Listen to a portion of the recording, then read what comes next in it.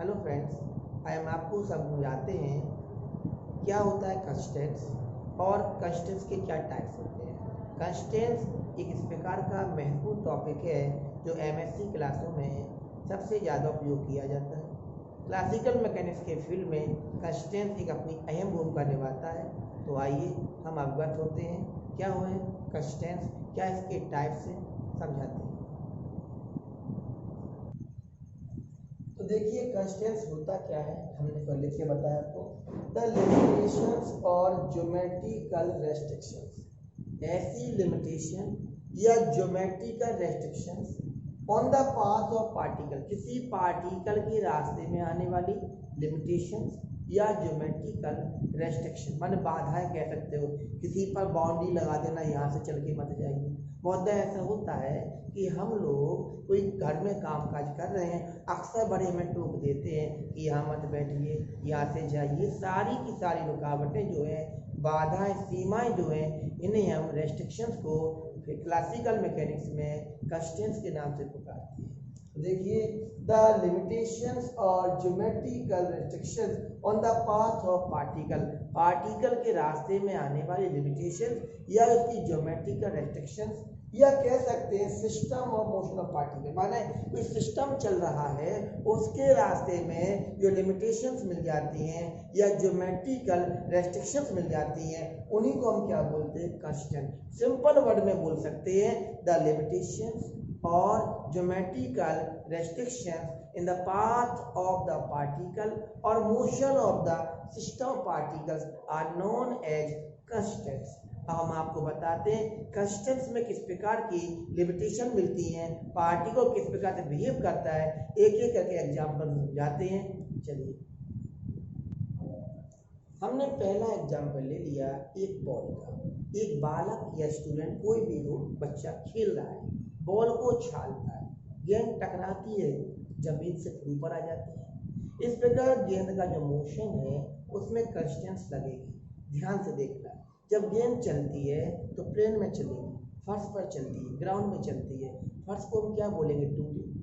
2D में वो height भी पकड़ती है, यानी वो क्या है, एट सम हाइट पर विराजमान होगी। इस प्रकार से हाइट के साथ उस बॉल में एक कंस्टेंट्स आएगी। जैसे मान के चलिए ये हमारा एक प्लेन सरफेस है, इस पर बॉल अटैक कर रही है, बॉल नीचे चलेगी, आगे बढ़ेगी, बॉल ऊपर से आती है, हाइट तक जाती है, सरफेस से टकरा कर फिर ऊपर आ जाती है। इस प्रकार बॉल का ऊपर नीचे होना एक कंस्टेंट्स का काम करेगा, एक कंस्टेंट्स का काम करेगा। किस प्रकार से, मान के चलिए इसको हम एक्स वाई प्लेन मान लेते हैं, ये एक्स वाई प्लेन, तो ऊपर क्या होगा, जेड होगा। आज हम देख रहे हैं कि जो गेंद की हाइट है वो पॉजिटिव होगी। यदि इस पूरे को सिस्टम में लिया जाए, बॉल में a ball jumping on the ground, तो यदि इसको एक्सप्रेस करें कोऑर्डिनेट के तौर पर, एक्स वाई प्लेन हो जाएगा, हाइट इसकी जेड होगी, तो Z must be always greater than equal to 0। यदि गेंद टकरा जाएगी तो 0 बिल्कुल है, उसके ऊपर रहेगी, उसकी हाइट कुछ रहेगी ऑलवेज पॉजिटिव, तो इसकी कंस्टेंट्स का काम करेगा। क्यों, उसमें कुछ ना कुछ हाइट तो रहती है। अब मैं आपको दूसरे एग्जाम्पल से अवगत कराता हूँ, ध्यान देना। हमने गैस ले लिया, अब gas enclosed in a cubical vessel. हमने एक गैस ली, वो क्यूबिकल वेसल में चल रही। अब गैस है, उसमें बहुत से पार्टिकल भी होंगे। गैस के पार्टिकल की संख्या हमने मान ली I = 1 2 जब गैस चलती है तो आपको मालूम है उसका मोशन होगा।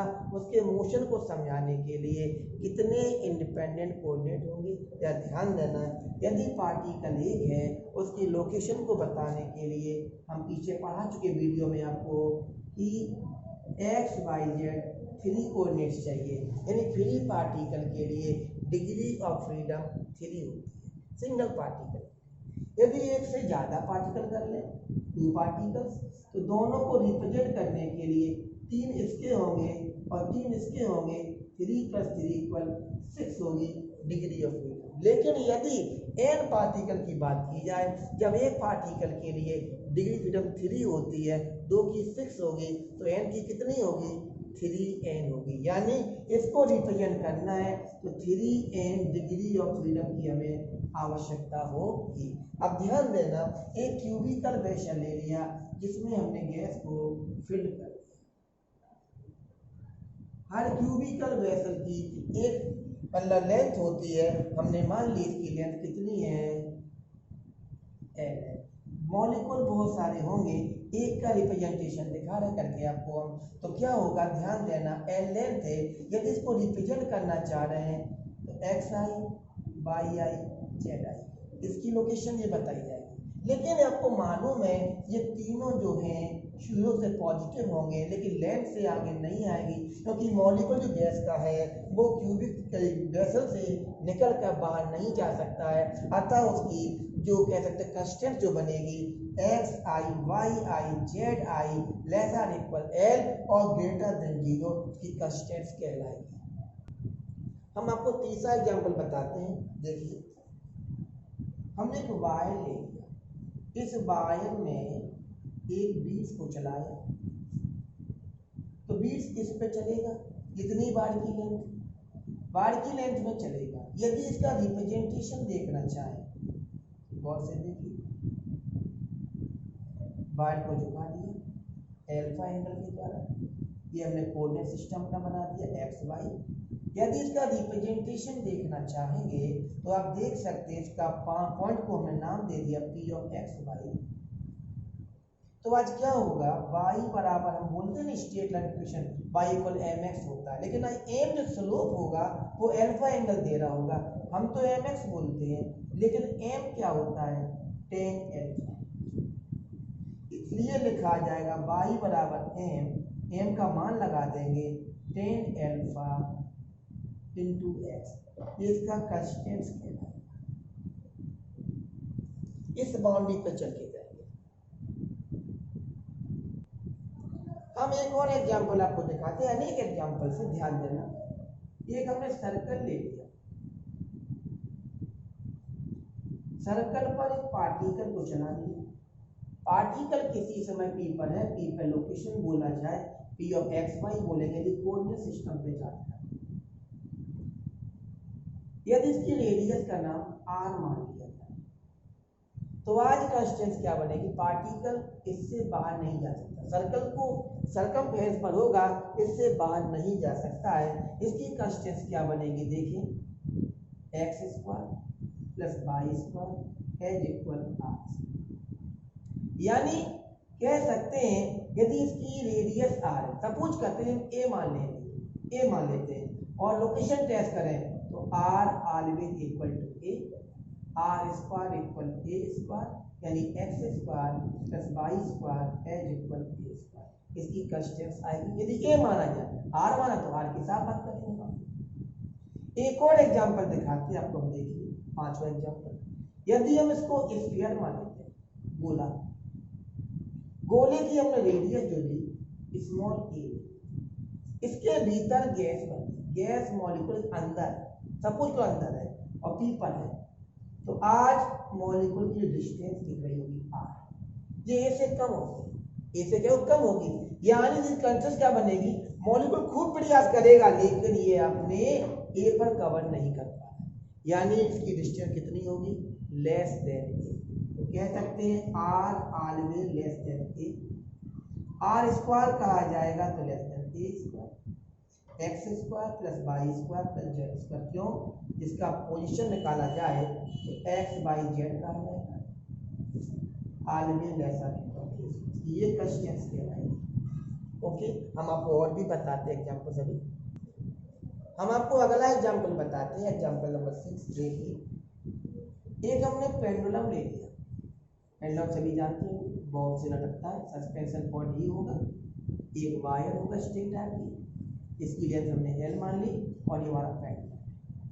ये पेंडुलम जब वाइब्रेट होगा तो इस प्रकार से चलेगा, इस पाथ में चलेगा। सपोज करो इसकी हम लोकेशन को आइडेंटिफाई करना चाह रहे हैं। बॉब का नाम बी दे दिया, इसका नाम एस दे दिया। यदि यहाँ से हम इसके पोजीशन वेक्टर रिप्रेजेंट करें तो क्या बनेगी, आर बी, एस का आर एस। तो हम लोग वेक्टर में पढ़ चुके हैं, यदि इसको बताया जाए यहाँ से तो R B minus R S जो है उसकी वैल्यू जो होगी इक्वल टू एल कहलाएगी। इसको यदि वेक्टर फॉर्म से हल किया जाए तो कहेंगे R B minus R S का स्क्वायर किया जाए तो ये एल स्क्वायर बनेगा। ये इसकी कंस्टेंट्स के नाम से जानी जाएगी। हम आपको अगला एग्जाम्पल बताते हैं, करते हैं। हम यहाँ रिजिड बॉडी, रिजिड बॉडी सभी लोग जानते हैं। रिजिड बॉडी का मतलब होता है उनके पार्टिकल फिक्स है, उनमें मोशन नहीं हो सकता। लोकेशन या position of particle are fixed. हमने रिजिड बॉडी ली थी,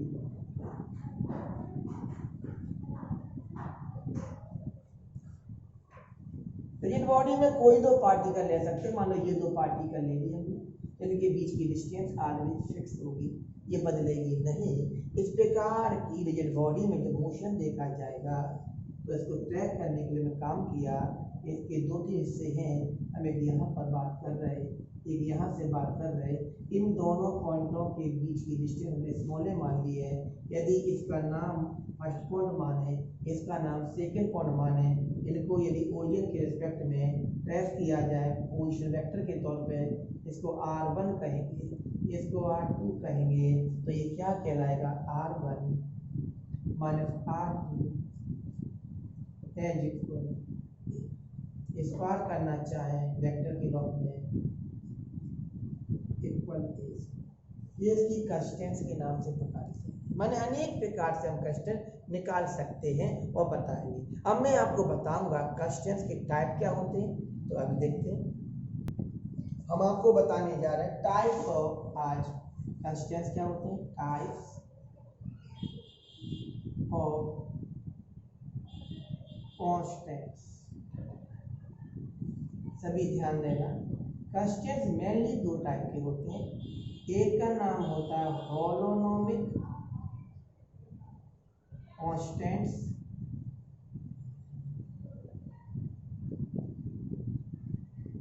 और सेकंड होता है नॉन होलोनोमिक कांस्टेंट्स। अब बात करते हैं होलोनोमिक क्या होते हैं। होलोनोमिक कंस्टेंट्स का मतलब होता है इस प्रकार के कंस्टेंट्स जब कंस्टेंट्स को या कोई मोशन ऑफ सिस्टम पार्टिकल्स के जो इक्वेशंस है, यानी कि मोशन को एक्सप्रेस करने के लिए यदि इक्वेशन बन जाती है उसे कहते हैं हम क्या, होलोनोमिक कंस्टेंट। माने ऐसी कंस्टेंट जिसको एक्सप्रेस करने के लिए इक्वेशन का फॉर्म दिया जा सकता है वो कहलाएगी होलोनोमिक, और जिनको नहीं दिया जा सकता है वो कहलाती है नॉन होलोनोमिक। ध्यान से देखना, मैं लिख के बता रहा हूँ। Holonomic constants are those constants when all the conditions of the system of constants expressed in equation form। यदि सिस्टम की मोशन को, सिस्टम की जो जानकारी है या सिस्टम जो बिहेव कर रहा है उसको रिप्रेजेंट करने के लिए इक्वेशन बनाई जा सकती है, उसे कहते हैं हम होलोनोमिक कंस्टेंट। जैसे हमने मान लिया इक्वेशन फॉर्म में एक हमने सिस्टम लिया, n पार्टिकल से बना हुआ है, उसकी पोजीशन को बताना चाह रहा है, तो हमने मान लिया R1 R2 R3 dot dot dot Rn, क्योंकि n पार्टिकल की पोजीशन है। यदि टाइम भी इसके साथ चल रहा है तो उसे कहते हैं हम होलोनोमिक कंस्टेंट्स। होलोनोमिक कंस्टेंट्स में इस बात का विशेष ध्यान रखना, वेलोसिटी रिमेन्स कांस्टेंट। बदलती नहीं है। ये बहुत ही इंपॉर्टेंट पॉइंट है, इसमें याद रखना। इन हर कंस्टेंट वेलोसिटी रिमेन्स कांस्टेंट, और उसमें जो कोऑर्डिनेट्स आते हैं उनके द्वारा इक्वेशन बनाई जा सकती है, इन इक्वलिटी बन जाएगी तो कहलाएगा क्या, हॉलोनोमिक कंस्टेंट। यदि ऐसा नहीं कर सकते हैं तो वो कहलाएगी नॉन हॉलोनोमिक कंस्टेंट्स। Okay right. अब इनके एक एक एग्जांपल बताता हूँ, कैसे बताएंगे। देखिए एग्जांपल के तौर पर यदि हम बात करें आपसे, एक हमने मान के चलते हैं एक सिस्टम ले लीजिए, पेंडुलम है ना, और पेंडुलम का बिहेव देख रहे हैं, इस प्रकार चले, ये बॉब है, सस्पेंशन पॉइंट है, ये एयर है। यदि इसकी इक्वेशन को रिप्रेजेंट किया जाए तो सपोज करें ये एक्स में हो सकता है, वाई में या जेड में, तीनों में हो सकता है। इसकी पोजीशन को ट्रैक किया जाए तो एक्स वाई जेड, लेकिन ये सर्कल को या स्फीयर क्रिएट कर सकता है। इसको देखा जाए तो लिखा जाएगा X square plus Y square plus Z square equal L square.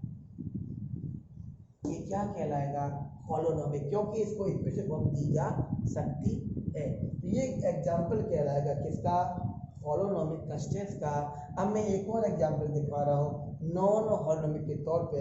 यदि हमने ले लिया स्फीयर के भीतर हमने भर दी गैस मॉलिक्यूल्स, स्फीयर की रेडियस स्मॉल है।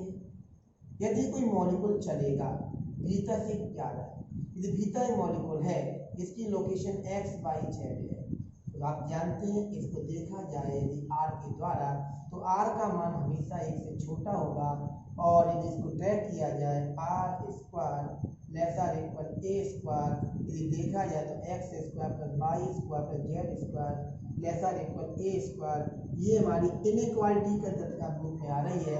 ये कहलाएगी नॉन हॉलोनोमिक कंस्टेंट्स। तो जिसको इक्वलिटी दे सकते हैं वो हॉलोनोमिक कहलाएगा, जिसे इनइक्वालिटी के फॉर्म में लिखा जाएगा, इक्वलिटी नहीं होगी, वो कहलाएगा नॉन हॉलोनोमिक कंस्टेंट्स। हम एक और एग्जांपल आपको दिखाते हैं टॉपिक पे बताने के लिए।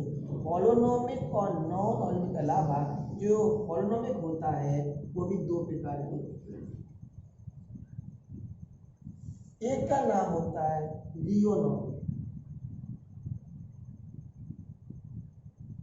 कंस्टेंट्स, और एक होता है एस्ट्रोनोमिक कंस्टेंट्स। तो ऐसे कंस्टेंट जिनमें रिप्रेजेंटेशन किया जा रहा है उसको एक्सप्रेस किया जाए इक्वेशन, और इक्वेशन विशेषता टाइम डिपेंडेंट हो, स्पेशली टाइम पर डिपेंड कर रही है, वो कहलाएगा रियोनोमिक। और जो टाइम इंडिपेंडेंट हो, टाइम पर डिपेंड नहीं करे, टाइम का उसमें बात ना हो, उसे कहते हैं एस्ट्रोनोमिक कंस्टेंट। ध्यान से देखना, जैसे यहाँ बात कर रहे हैं एक पेंडुलम के तौर पे,